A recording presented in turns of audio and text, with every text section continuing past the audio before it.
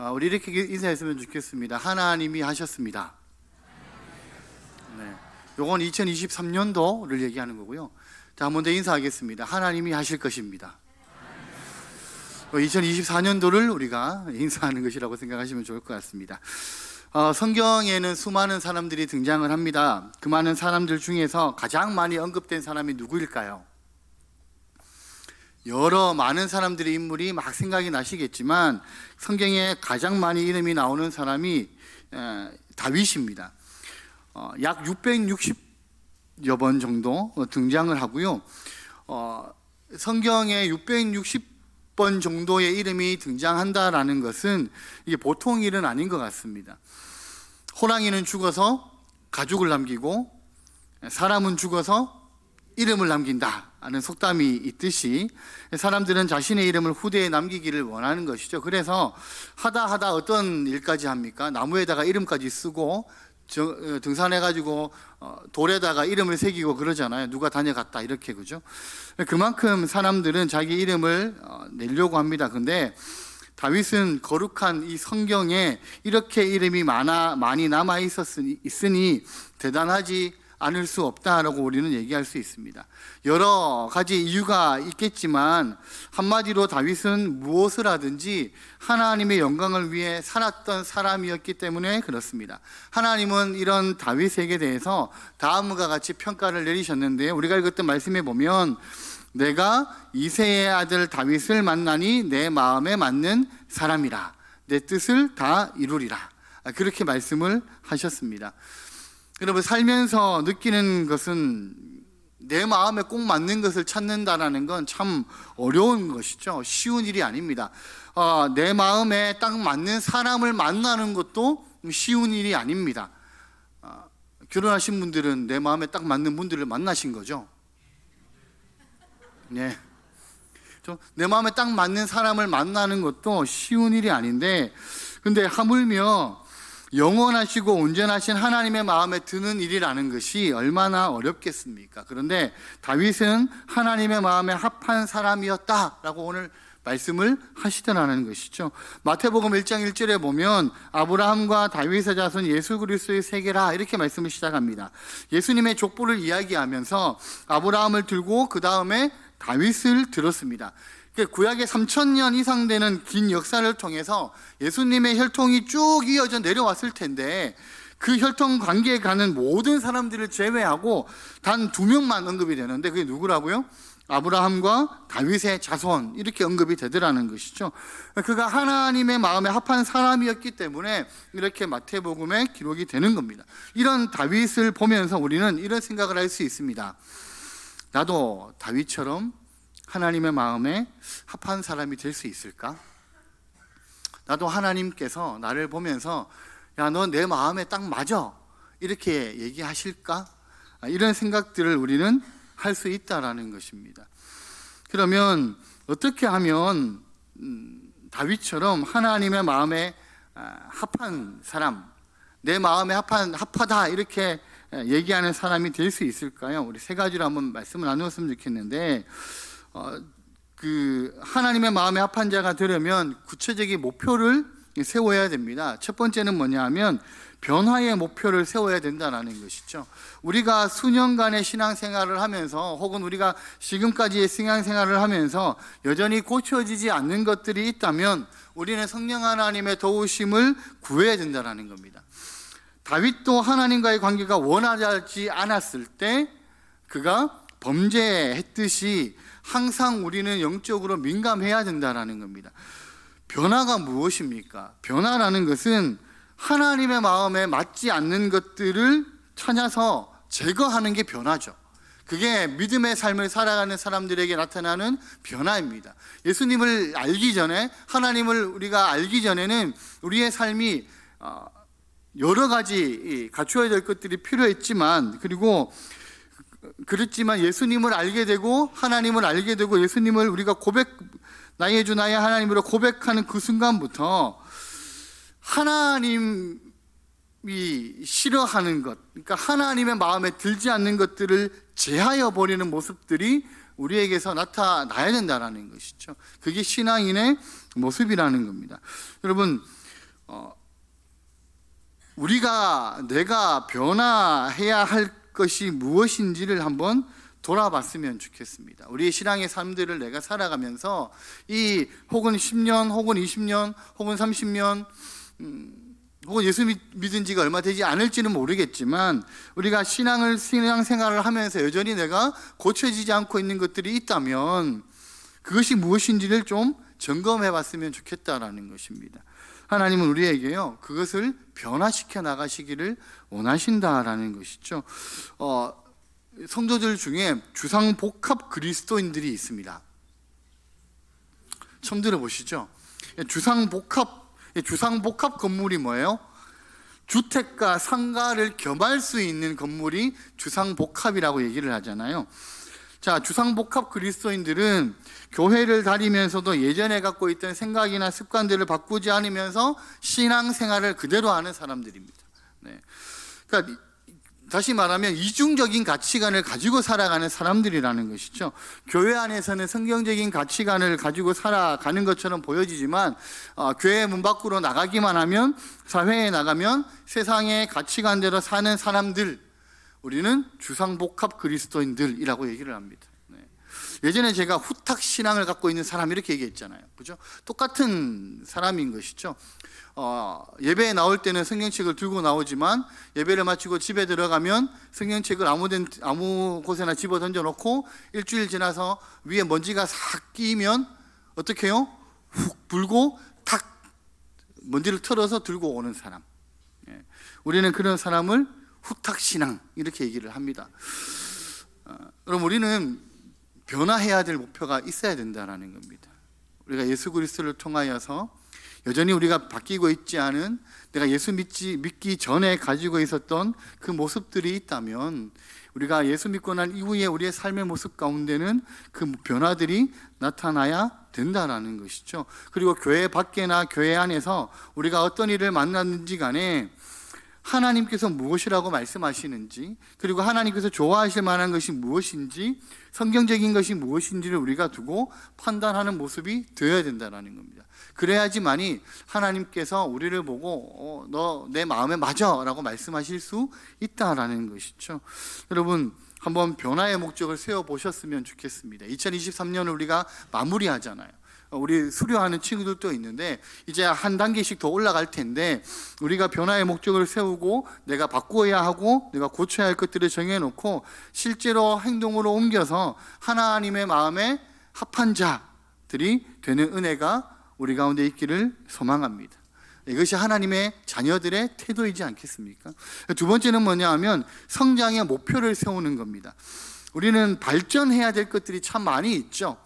만일 자식이 성장하지 않으면, 그러니까 그 나이가 되었음에도 불구하고 성장하지 않으면 부모들은 참 근심을 하게 됩니다. 하나님께서도 우리를 부르셔서 하나님의 자녀로 우리를 삼아 주셨습니다. 그러면 우리를 부르신 하나님의 목적이 분명히 우리에게 있다라는 것이죠. 그러면 그 목적에 맞게 우리가 성장되어져 가야 된다는 겁니다. 10년, 20년 그대로 남아있다면 하나님이 우리를 보시면서 어떻게 너희들은 그대로니? 이렇게 말씀하실 것이라는 거죠. 그런 사람이 하나님의 마음에 들 수는 없다라는 겁니다. 에베소서 4장 15절에 보면요, 오직 사랑 안에서 참된 것을 하여 범사에 그에게까지 잘할지라 이렇게 말씀합니다. 범사에 그에게까지 잘할지라, 이 말은 그는 여기서 누구를 얘기하는 것일까요? 예수 그리스도를 얘기하는 것이죠. 예수 그리스도를 닮아가는 사람, 그 예수 그리스도에게 점점 예수 그리스도만큼 잘하는 사람, 그것이 하나님의 자녀들이라는 것이죠.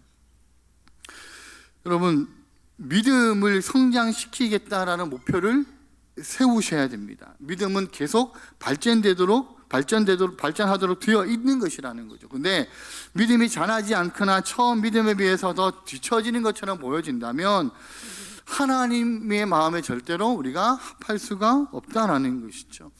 믿음은요, 앞으로 나가는 것밖에 없습니다. 믿음이 우리가 자라지 않으면 우리는 그 자리에서 멈춰 있는, 그러니까 정지되어져 있는 신앙, 믿음은 없습니다. 앞으로 성장하지 않으면 그 다음 남는 건 뒤로 떨어지는 것밖에 없습니다. 그래서 내가 지금 신앙이 나는 신앙이 고정 상태야, 10년이나 20년 전이나 지금 내 신앙 고정 상태야라고 말할 수 없는 것은 10년, 20년 우리가 믿음 생활했을 때 우리의 믿음의 성장의 변화가 없다면 분명 우리는 믿음이 더 뒤처지고 있다는 것이죠. 그때보다 못한 믿음 생활을 하고 있다라는 겁니다. 여러분, 에베소서 5장 10절에 보면요, 이렇게 말씀하시거든요. 주를 기쁘시게 할 것이 무엇인가 시험하여 보라. 쉬운 말로 바꾸면 주님께서 기뻐하시는 일이 무엇인지를 분별하십시오. 그렇게 권면을 하고 있습니다. 우리는 무엇이 주님을 기쁘시게 할 수 있을까를 생각해 봐야 된다는 것이죠. 우리에게 주님이 원하시는 게 무엇이겠습니까? 다윗이 하나님의 마음에 합한 자가 될 수 있었던 것은요, 다윗이 얼굴이 잘생겨서, 다윗이 어떤 육체적인 어떤 피지컬이 좋아서, 다윗의 성장 배경이 너무 좋기 때문에 그래서 하나님이 다윗을 선택한 것은 아니라는 겁니다. 다윗이 하나님의 마음에 합한 자가 될 수 있었던 것은 다윗의 마음은 항상 하나님을 향해 있었기 때문인 것이거든요. 다윗이 목동이었을 때, 양을 칠 때 다윗은 항상 누구를 생각했냐 하면 하나님을 생각하는 사람이었습니다. 그리고 다윗은 매 순간마다 하나님께 기도하는 사람이었습니다. 그래서 다윗이 왕이 되기 전에 그 사울에게 10년이라는 시간 동안 쫓겨다닐 때도요, 다윗은 항상 하나님께 기도하고 물어보고 하나님이 응답하시면 행동으로 옮기는 사람이었거든요. 그렇기 때문에 하나님께서 다윗을 마음에 맞다라고 말씀을 하신 것이라는 거죠. 여러분, 우리가 믿음의 성장을 이루기 위해서 우리에게 무엇이 필요하겠습니까? 하나님에게 우리가 묻는 것이죠. 날마다 하나님에게 기도하고 묻기를 주저하지 말아야 된다는 겁니다. 그리고 하나님의 말씀이 우리에게 전하여졌을 때, 하나님의 말씀이 성경 말씀을 통하여 우리에게 들려졌을 때 우리가 순종해야 된다는 것이죠. 그렇게 될 때 우리의 믿음의 성장이 일어날 수 있다라는 것이고요. 그렇게 될 때 하나님이 기뻐하시는 하나님의 마음에 맞는 사람이 될 수가 있다라는 겁니다. 여러분, 우리의 신앙 인격은 어떻습니까? 믿음이 좋아 보이는데 신앙 인격은 자라지 않고 날마다 사고를 일으키는 그런 사람들에게 혹시나 우리가 상처를 주고 있지는 않습니까? 예수 믿는 사람의 신앙 인격은요, 계속 자라야 된다는 겁니다. 성숙히 되어져 가야 된다는 것이죠. 그럼 우리가 예수를 믿고 난 다음에 구원을 받습니다. 구원을 얻고 난 다음에 우리가 구원받은 이후에 우리의 삶은 거기서 멈추지는 게 아니죠. 구원받고 난 이후에 우리의 삶은 계속적으로 성장되어져 가야 된다는, 그러니까 성화가 그 다음 단계에 있는 것이죠. 날마다 예수 그리스도로 통하여서 성화되어져 가는 과정들이 우리에게 나타나야 된다는 겁니다. 저는 예수를 믿었을 때와 지금 우리의 삶의 모습이 여전히 똑같다면 그것은 우리에게 분명 문제가 있다는 것이죠. 하나님의 말씀이 우리에게 예수를 믿고 난 다음에 변화가 일어날 것이고, 예수를 믿고 난 다음에 분명 성화가 일어날 것이야 라고 말씀하시고, 그런 믿음의 사람들을 우리에게 증인으로 보여주셨는데, 우리에게 그것이 나타나지 않는다면 하나님의 말씀이 잘못된 것이 아니라면 우리가 잘못된 거죠. 그렇다면 우리는 우리의 삶의 모습들을 점검해 보고, 우리가 우리의 믿음의 발전을 위하여서 날마다 하나님 앞에 가까이 가는 신앙의 습관들을 가져야 된다는 것입니다. 여러분, 그것이 다윗은 기도였고요, 그리고 하나님의 말씀에 순종하는 것이었습니다. 여러분, 우리라고 다르지 않을 겁니다. 우리가 믿음의 성장을 계속적으로 이루어가기 위해서, 예수를 닮아가는 성숙한 믿음의 사람들이 되어가기 위해서 우리는 날마다 하나님 앞에 기도해야 되고요, 하나님의 말씀에 순종하는 믿음의 삶으로 살아가게 될 때, 그때 하나님께서 우리를 보시고 내 마음에 맞아 라고 말씀을 하실 것이라는 거죠. 저는 이 자리에 함께 하시는 우리 모든 성도님들이, 그리고 오늘 수료하는 우리 친구들이 그런 믿음의 성장을 이루어가는 믿음의 사람들이 되기를 소망합니다. 마지막 세 번째는 뭐냐 하면 헌신의 목표를 세우는 거예요. 여러분, 다윗처럼 하나님 마음에 합한 사람, 하나님이 보시기에 너 내 마음에 맞아 라고 얘기하는 사람들은 헌신을 하는 사람들입니다. 헨리 나우엔이라는 영성가는 이렇게 얘기했어요. 그 가장 위대한 도전이 헌신이고 매 순간마다 결정해야 할 신실한 삶이 헌신이다, 이렇게 얘기합니다. 이렇게 덧붙여서 이렇게 말하고 있거든요. 당신이 먹고 마시고 일하는 것이 더 이상 하나님의 영광을 위한 것이 아니라면 지금 당장 그만둬야 합니다. 여러분, 우리가 고민해 봐야 될 부분인 것이죠. 내가 먹고 마시고 일하는 것이 무엇을 위해 하는 것인가? 그것이 하나님의 영광을 위한 것이 아니라면 당장 그만두어야 된다라는 겁니다. 곧 모든 것을 하나님의 영광을 위해서 드리고자 하는 신실한 자세가 바로 헌신이라는 것이죠. 위대한 종교 개혁자였던 칼빈도 비슷한 말을 했는데요. 이렇게 얘기했습니다. 주님께서 우리를 구원하신 목적이 어디에 있는지 아십니까? 우리 자신과 우리 모든 지체를 그분에게 거룩하게 드리도록 하기 위해서 구원하셨습니다. 그래서 우리 구원받은 우리는요, 내 것이 하나도 없는 것이죠. 모두가 하나님의 것이다 라고 고백할 수밖에 없다라는 겁니다. 여러분, 우리의 모습들을 한번 잘 돌아봤으면 좋겠습니다. 하나님의 영광을 위해서요, 내가 가지고 있는 모든 것들을 내가 사용하고 있느냐라는 것이죠. 하나님의 영광을 위해서 나의 시간, 나의 물질, 나의 모든 것이 하나님께 드려질 때 그것이 헌신이 된다라는 겁니다. 내가 움켜쥐고 내놓지 않는다면 헌신이 안 되는 것이죠. 헨리 나우엔의 말처럼 하나님의 영광을 위해서 나에게 있는 모든 것을 다 쓰지 않으면 헌신하지 않는 것과 같다라는 것입니다. 여러분, 다윗은요, 어떻게 보면 다윗이 언제 헌신했지? 우리가 고민할 수 있는데, 다윗은 40년 동안 왕으로 쌓아놓았던 모든 것들을 마지막에 하나님의 성전을 짓는데 준비를 시켜나가는 모습으로 그것들을 다 하나님께 드려버리거든요. 그러니까 모든 아무것도 남기지 않고 하나님께 드리는 사람, 그것이 다윗의 모습이었다라는 겁니다. 여러분, 혹시 헌신의 사각지대라는 얘기를 들어본 적이 있으십니까? 처음 들어보시죠? 저도 처음 하는 것 같습니다. 이 헌신의 사각지대라는 말은요, 이런 거예요. 시간을 내어서 교회를 나오고 전도를 하지만 딱 거기까지. 내 헌신은 여기까지야. 그리고 또 다른 것도 똑같은 거죠. 내가 헌금을 드리고 내가 다른 것은 하지만 딱 여기까지. 나는 봉사는 하지 않아. 그러니까 우리에게도 헌신의 사각지대가 있는 것은 아니냐라는 겁니다. 내가 철저하게 어떤 부분에서는 나만을 위해서 쓰는 것, 모든 것을 우리가 하나님께 드려야 됨에도 불구하고 그러지 않는 것. 우리는 요만큼은 내가 헌신할 수 있지만 요 사각지대만큼은 나는 헌신할 수 없어 라는 그런 모습들이 우리에게 있는 것은 아니냐라는 것이죠. 우리에게 있는 모든 것이 하나님의 것입니다. 믿으시죠? 그렇다면 우리에게는 헌신의 사각지대가 있어서는 안 된다라는 겁니다. 여러분, 다윗처럼 하나님의 마음에 합한 자가 되려면 우리는요, 변화를 해야 되고요, 또 성장을 해야 되고요, 헌신을 해야 됩니다. 2023년 이러한 삶을 잘 살아오셨으리라 믿습니다.